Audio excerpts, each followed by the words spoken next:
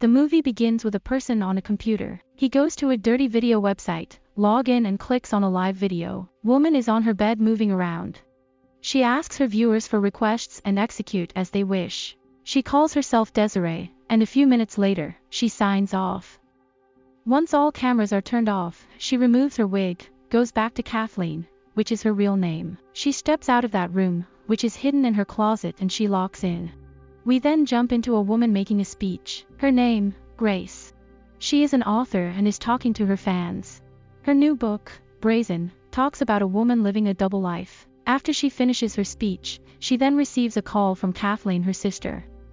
She wants to see her ASAP and she jumps on the first flight to get there. As soon as she arrives, she realizes Kathleen seems nervous. Kathleen welcomes her inside and keeps stalling, so Grace asks her the question, "Why am I here?" She adds that the last time she heard from her, she was addicted to pills and walked out on her own son. Kathleen clarifies she had no choice. When she divorced, her husband wouldn't let her live with her son, Kevin. She adds that she doesn't take any pills anymore and has a job. She is a teacher, but the thing is that this time she decides to fight for the custody of her son. Kathleen is ready to give it all as tears come out. Later that night, a man named Ed is getting coffee at a bodega. Out of nowhere, a man comes with a gun to rob the cashier. Ed executes and reaches into his pocket to put the wallet on the counter, but he makes it fall on purpose, and when the robber goes to pick it up, he attacks him. Both men fight. During the fight, a man named Ben walks in and all he wants is the coffee he sent Ed to buy. He is a detective. Minutes later, both men walk out with their coffees in hands while police officers are putting the robber away. Meanwhile, at Kathleen's house, she asks Grace for her approval to get the mortgage on her half. Grace wonders if it will be enough, but she assures her sister that she is working on other things. Grace, of course, wonders what are those other things. But she says she has proofs that her husband is stealing money for a trust fund. Grace is shocked and thinks it's blackmail, but Kathleen tells her you are not so pure. You make money about right on woman getting murdered. That offends Grace. And she decides to go to sleep. Moments later, Kathleen is in tears and Grace comes back. She is so afraid of losing her son. She truly didn't expect Grace to show up for help, but as the great sister she is, Grace joins Kathleen in bed and comfort her. Meanwhile, a mysterious man is looking at Kathleen's profile, Desiree, and is engaging in some sort of hacking. He finds her real name and address. He gets truly excited, visualizing in his mind all the great lives he saw from her. He then searches the house on Google Map. Kathleen has no idea what is coming. The next day, Grace hears some noises while trying to work on her book. She gets irritated and looks over the window, seeing the neighbor Ed doing carpentering around.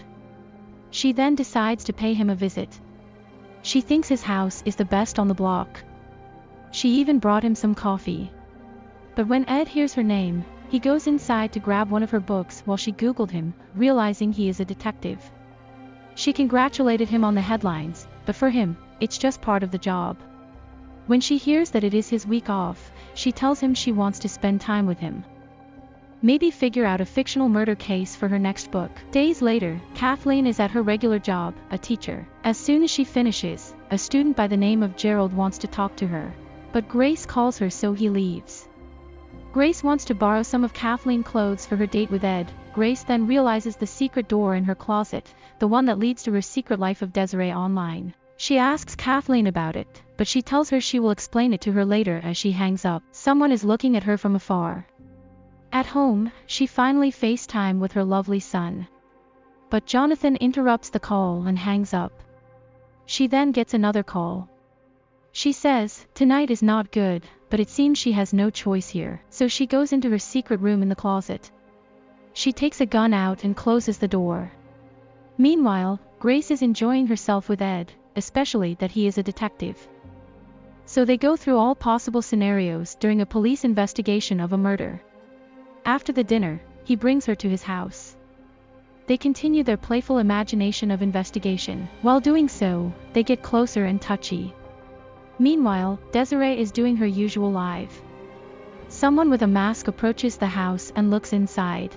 At this moment, Grace and Ed come out and they both kiss as they are falling for each other. But when Grace gets home, she finds Kathleen unconscious on the ground. She panics and screams outside. Ed comes to the rescue.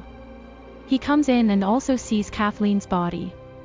He informs Grace that she is dead. Moments later, police is called. They find the secret room at the station. Ed asks Ben to work this case because he knows Grace and it's her sister. Grace is then called for questioning and Ed asks her if she knew about her sister's clients. But Grace has no idea. As for her, Kathleen was only a teacher. Ed then reveals to her that Kathleen was connecting to clients via webcam. She asks to stay at Ed's house tonight. The next day, Grace is determined to help find the killer, but Ed refuses her involvement. She goes to the house and the press is already outside waiting for her. Once inside, Grace starts examining the circumstances of her sister's death. Her inner self comes out as she built her whole career on writing novels about woman murder mystery.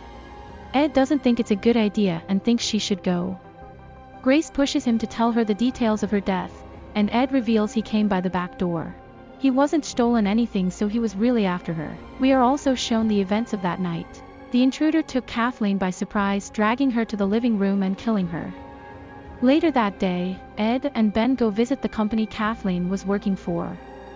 They tell them her character, Desiree, was becoming really popular. They also state that no private information is ever shown outside of the system. After the meeting, Ben seems to have a lot on his mind about Grace getting so close to Ed. Days later, the principal of the school Kathleen was working at welcomes Grace and sorry for her loss. Billy, a worker at the school, brings all Kathleen's stuff they had in the school. Billy was the one weird man staring at her days ago. Once she steps out, Gerald reveals that he saw Kathleen and Billy argue.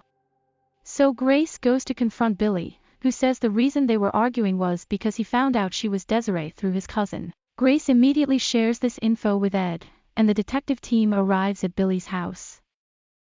Thanks for watching and please subscribe and see you on the next video. Love you.